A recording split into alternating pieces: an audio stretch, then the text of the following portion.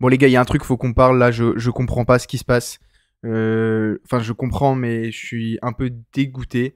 En fait, l'action Edenred, elle a perdu, là, sur les derniers temps, énormément de pourcents. Si on regarde sur les 3 derniers mois, l'action a chuté, hein, elle était à 50, 56, 57 euros. Et là, aujourd'hui, on est à 47 euros. L'action est figée sur les marchés financiers. C'est catastrophique. Edenred a publié ses résultats aujourd'hui, hein, je vais vous les montrer. Je vais vous les montrer tout de suite. Il y a un truc que je comprends pas. En fait, donc Edenred publie à nouveau des résultats records portés par le déploiement réussi de son plan stratégique Beyond. Donc on est bien le 27 février 2024. Donc si on regarde un petit peu plus dans le détail, donc on a une croissance de 18,7% au quatrième trimestre. Le chiffre d'affaires qui a augmenté de presque 20%, ce qui est très très bien. Voilà, il y a vraiment des choses qui sont très intéressantes. Résultat net qui est plutôt bon. Le free cash flow, bah, il est plutôt bien. Le ratio d'endettement est très très bien. Le dividende en hausse de 10%, ce qui est juste très bien. Donc il y a des choses qui sont vraiment, vraiment intéressantes. Il y a juste un élément qui est un petit peu noir sur ces éléments-là.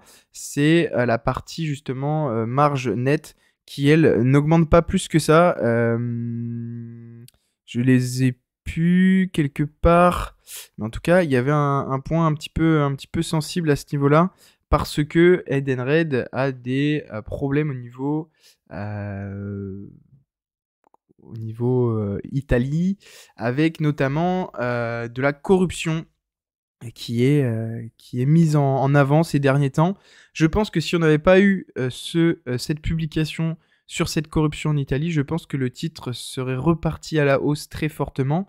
Malheureusement, cette affaire à 5 jours de la publication des résultats, c'est quand même plutôt dramatique, puisque quand même l'analyse fondamentale et technique d'Edenred est pour moi très très bien. C'est une entreprise vraiment de qualité et on va voir ça tout de suite ensemble. Donc juste avant, j'aimerais juste vous montrer un petit peu le graphique technique d'Edenred.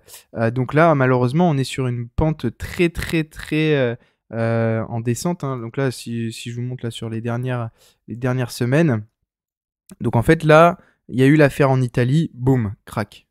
Là, ça remonte un petit peu, analyse, enfin publication des résultats, boum, crack. Donc je comprends pas trop en fait. Je comprends pas forcément, puisque quand on regarde, hein, franchement l'évolution du titre, on s'aperçoit qu'on est à chaque fois sur des grosses pentes croissantes depuis les dernières années. L'évolution du chiffre d'affaires, bah, c'est top, ça marche plutôt bien. Enfin voilà, il y a vraiment des choses qui sont top dans le bilan financier, hein. Je vous laisse le lire, en vrai, il est vraiment, vraiment bien. Il y a des choses qui sont intéressantes. Si ça vous intéresse, je vous le mettrai le lien dans la description. Mais en attendant, ce qui est impressionnant, c'est aujourd'hui, voilà, la pente qu'il y a. Moi, je comprends pas trop. Tous les consensus, ils sont plutôt bons. Après, faut se méfier du consensus. Ça, je vous l'avais dit. Et donc là, voilà, l'action qui est figée, ça montre encore un peu plus de choses qui sont un peu étranges. Mais si on regarde un petit peu, par exemple, sur Morning, euh, Edenred, comment ça se traduit sur l'analyse, hein, plutôt fondamentale, ben on remarque que le dividende, bah, il est un petit peu en dents de scie, mais là, il a augmenté. Il n'y a pas encore les chiffres à jour. L'évolution du chiffre d'affaires, bah voilà, chaque année ça croît, c'est plutôt bien. La rentabilité, bah voilà, c'est quand même une entreprise qui génère 20% de marge nette, ce qui est très très bien aussi. Donc voilà, et moi je pense qu'Edenred a vraiment un bon potentiel. Le ratio est plutôt bon, il est descendu à 1. Maintenant, aujourd'hui, quand on regarde l'action, la courbe, je comprends pas. Donc là, il y a vraiment l'action est figée. Donc quand une action est figée en bourse, il se passe deux choses. Je vais vous montrer ça tout de suite. Voilà, donc je vous montre en temps réel, hein. Dans quelles circonstances la cotation d'un titre peut-elle être suspendue? Eh bien, une suspension de cotation se traduit par un arrêt temporaire de la cotation d'un titre sur le marché. Et donc, ça vise en fait à protéger concrètement la bonne circulation des informations à un moment donné. Et donc, ces suspensions, elles peuvent se faire à la hausse ou à la baisse. Là, actuellement, on n'a pas d'informations. Et donc, le problème, c'est que à tout moment, ça va prendre plus 15% demain. À tout moment, ça prend moins 20% demain. Donc là, aujourd'hui, sur Edenred, moi, je suis pas inquiet parce que je pense que l'entreprise a des valeurs solides. Par contre, ce qui m'inquiète, c'est la suite des événements. Suspicion de fraude en Italie, puis derrière, des bons résultats et ça continue de baisser. Moi, j'ai des informations peut-être que j'ai pas. Dites-moi dans les commentaires ce que vous en pensez, mais en tout cas, moi, ça me fait un peu peur. Je sais pas trop quoi en penser.